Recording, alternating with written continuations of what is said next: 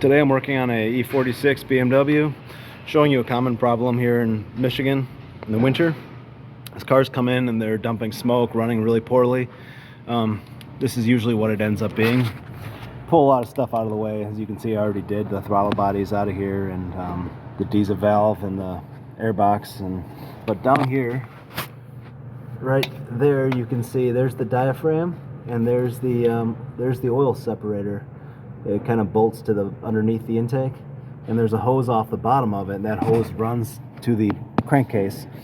It plugs in right down here, and now that hose a lot of times is full of things that condense in the crankcase, water and oily, watery vapors. They all kind of collect in that line as they drain down, and they freeze.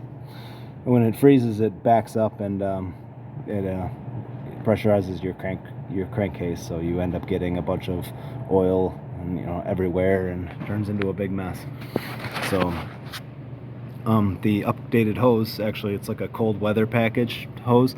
They wrap it in a insulation. That they actually wrap the whole thing in insulation. The breather valve, the hose that comes off the bottom of it that goes to the crankcase, they put a bunch of foam stuff all over it to keep it a little bit warmer. But yeah, something we see pretty common. It's not the easiest job to replace. It's kind of tough to get to.